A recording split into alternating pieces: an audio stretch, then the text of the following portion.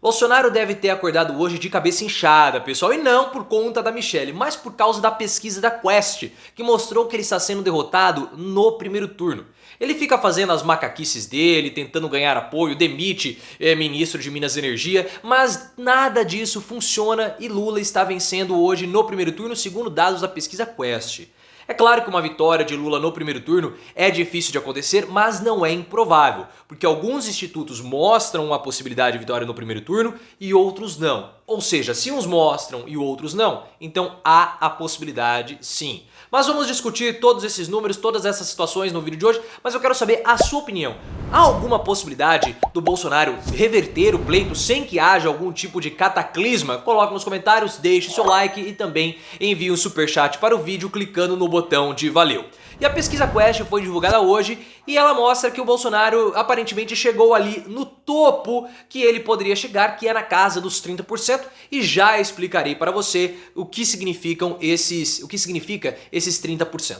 O Lula ele estava com 45%, depois ele foi agora para 46%, Bolsonaro oscilou de 31% para 29% e os outros candidatos estão ali muito embolados. O Ciro Gomes tem 7%, ele cresceu um pontinho, o André Janones e o João Dória ambos têm 3% cada um. E chama muita atenção essa pontuação do André Janones, né, pessoal? Porque ele é um deputado federal, surgiu na greve dos caminhoneiros lá em 2018 e conseguiu vencer as eleições, foi muito bem votado e hoje está empatado com o João Dória, que foi governador de São Paulo, trouxe a vacina para o país. Então uma situação, um resultado muito surpreendente do André Janones. Se você quiser saber quem é o André Janones, eu já fiz um vídeo, o link está aqui no card. Mas essa pesquisa foi um grande banho de água fria para Bolsonaro. Porque mostra que o Bolsonaro ele não somente chegou no teto, mas ele começa já a mostrar que ele está dando ali uma queda, porque de abril para maio, né, estou até confundindo os meses, Bolsonaro caiu. E mostrou também que aquele crescimento que o Bolsonaro teve foi somente por conta do Sérgio Moro, que desistiu de disputar as pesquisas. Então agora, essa pesquisa Quest ela foi diferente de todas as outras, porque ela foi a segunda pesquisa do Instituto que computa as intenções de voto sem o Sérgio Moro. As outras que mostravam ali o Bolsonaro empatado com Lula, como essa que nós tivemos recentemente do IPESP, enfim, umas aí mostravam o Bolsonaro empatado com Lula, elas mostraram esse empate porque foram as primeiras pesquisas que não tinham o Sérgio Moro. A Quest já é a segunda, ou seja, o Bolsonaro ele atingiu o teto e caiu. E o teto do Bolsonaro, aparentemente, ele é um pouco mais baixo do que aquilo que nós imaginávamos que ele seria. Ali na casa dos 30 a 35%.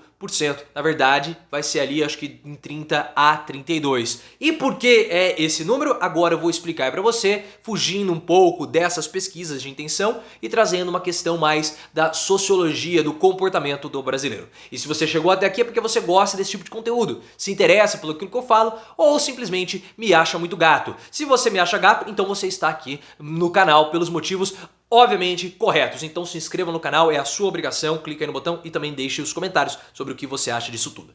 O Datafolha, pessoal, ele soltou lá em 2019 uma pesquisa mostrando que aproximadamente um terço da população brasileira, ali 30%, pensam exatamente igual a Bolsonaro.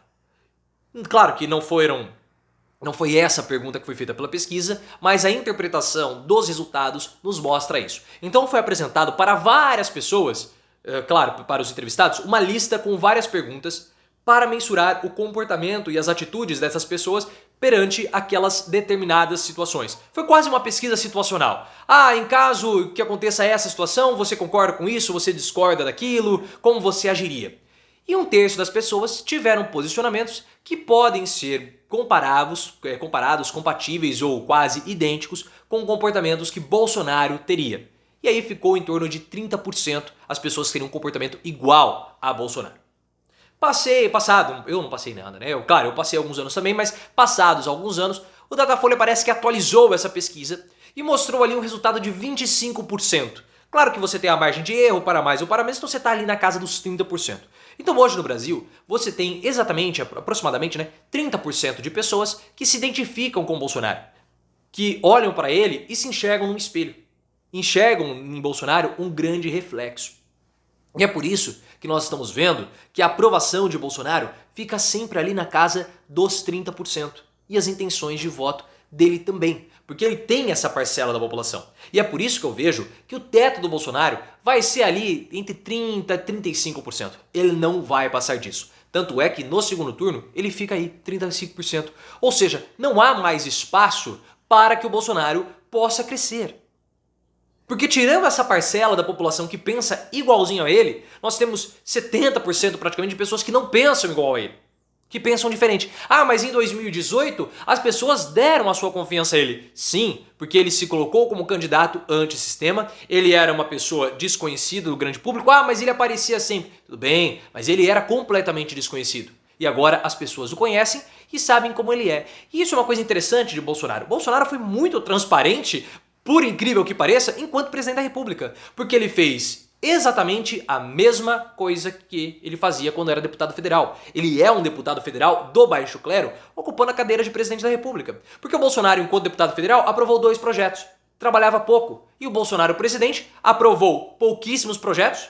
O grande marco do governo dele é o Pix, não é absolutamente mais nada. Ah, mas a reforma da Previdência foi feita pelo Rodrigo Maia, não foi feita por ele. O grande marco é o Pix, que beneficiou, podemos colocar assim, as pessoas de modo mais direto. Porque a reforma da Previdência, elas só vão sentir os impactos mais lá na frente. Agora o Pix é a principal conquista do governo Bolsonaro. E ele trabalhou pouco, aprovou poucos projetos.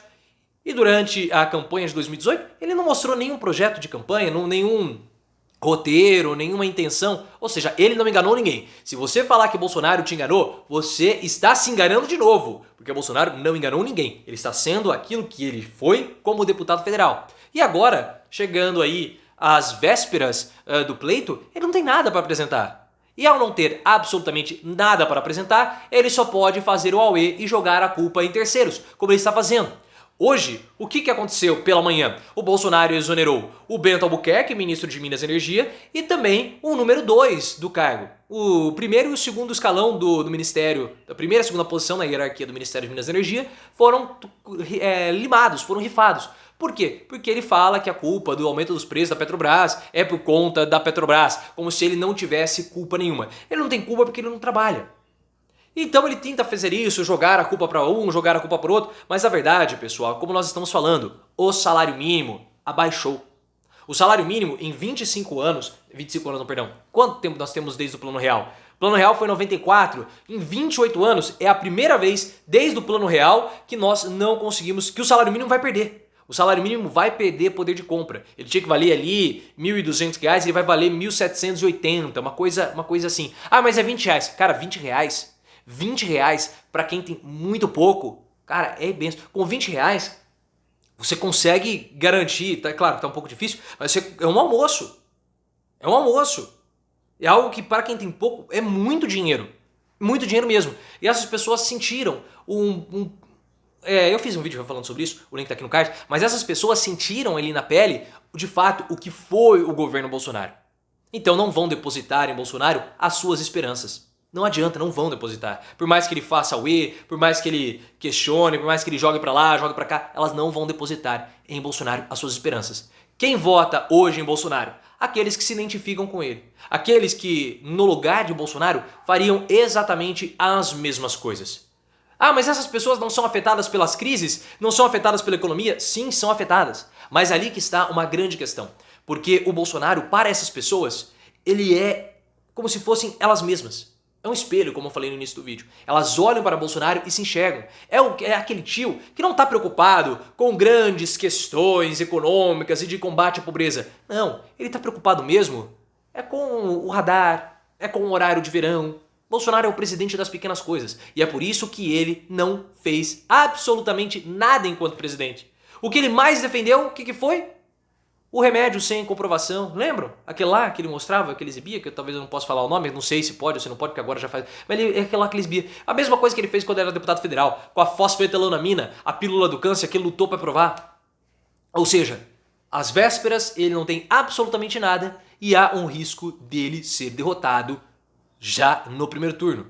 E essa pesquisa da Quest mostra mais uma vez aquilo que nós falamos antes de todo mundo. Porque eu sou incrível? Sim, mas porque também eu tenho vocês que jogam o meu grau de incrivisibilidade para cima. Nós falamos, essa estratégia do Daniel Silveira não traz um votico a mais para ele. E ficar batendo no TSE também não traz um votinho a mais para Bolsonaro. Bolsonaro, nesse momento, faz aquilo que o Lula falou que o Bolsonaro está fazendo. Ele luta para não ser preso. Bolsonaro luta para criar a narrativa para dizer que ele é um perseguido político na hora que o julgamento dele avançar. É só isso que ele tem. Porque a eleição mesmo ele já perdeu. A não ser que ele faça qualquer tipo, a não ser que aconteça alguma coisa com o Lula, mas vendo o cenário hoje, a vitória de Bolsonaro, ele está muito mais perto da cadeia do que do Palácio do Planalto. Mas deixa aí nos comentários o que você acha.